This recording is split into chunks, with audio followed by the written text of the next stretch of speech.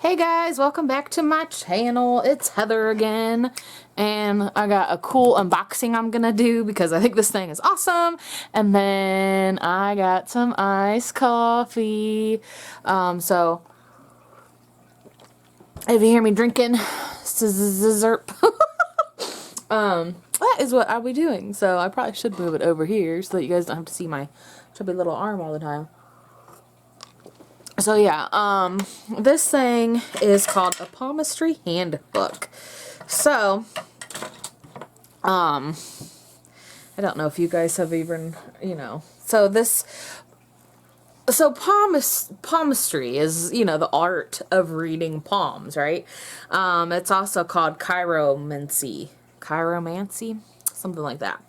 So, it was the foretelling of the future related to, the interpretations of the lines on your hand, the indentations, the shapes of your fingers, your nails, your palm, the length of your fingers and stuff. They think it originated in India, but it quickly spread to places like Nepal, Tibet, China, Persia, Samaria, Palestine, Babylonia. And actually the Roman gypsies were pretty famous for reading palms and such. And then in the medieval times, of course, though, that was not a very good thing because the witch hunters wanted you if you did the palmistry because that was a no-no, and they felt that you were a sorcerer and you had the pact of the devil because, if you could do that, then you were evil. So, of course, it kind of went for the wayside for a while. But then it quickly came back in the Renaissance times, and they kind of just, did a basic principle of it. And there was, a foundation of how to do it. And I think they actually, people were actually teaching others to do it. Let's face it. It is considered pseudoscience, which, it is. Let's face it.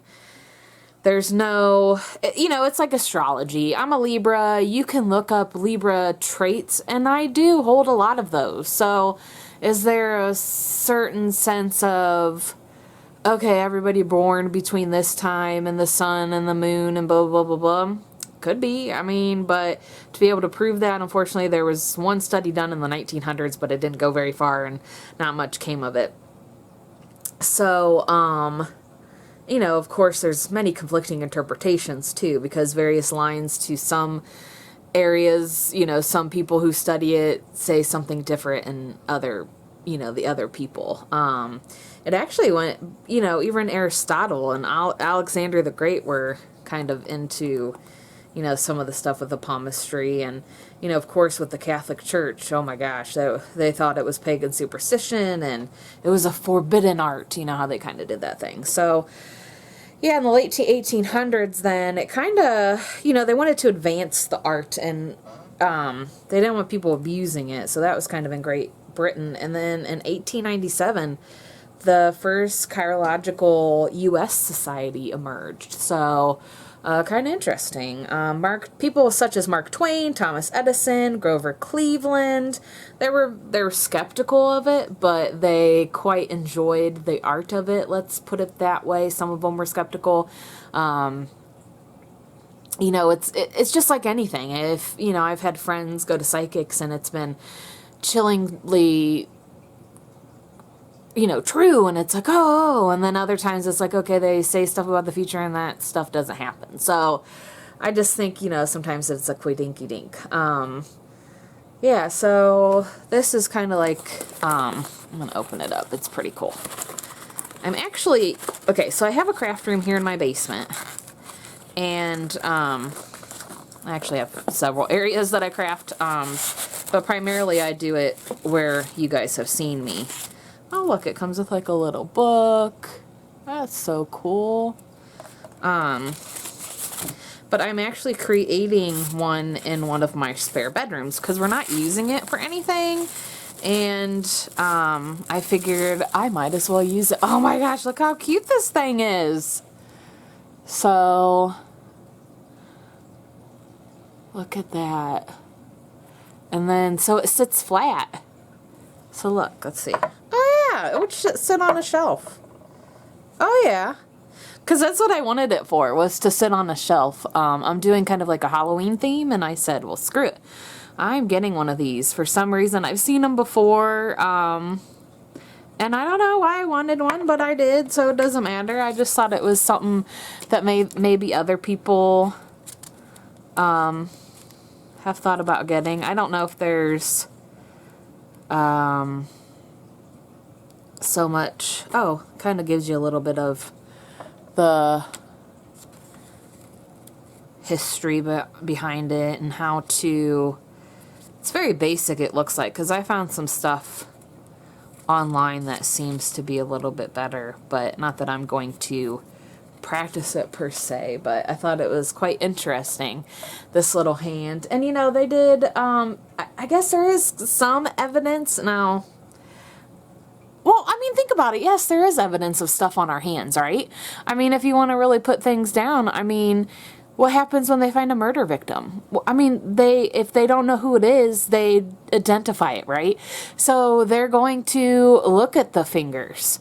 You know, certain chromosomal defects, you know, are linked to certain things with fingers. So, of course, that's what, you know, a coroner would look at. You know, is there calluses on the hand, you know?